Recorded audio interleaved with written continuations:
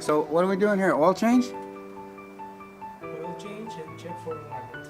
Awesome.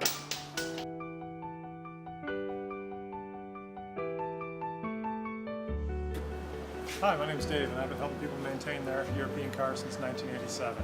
Please give me a call so I can help you maintain yours.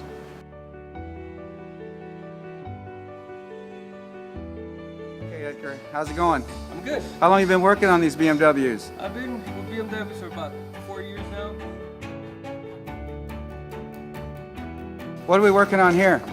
This is a 740. It looks like we got some sort of a transmission leak. She's complaining of shifting improperly.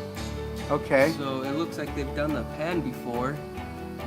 Could have the wrong fluid in it. This is first time customer for us being here. So we're just kind of doing an overall look.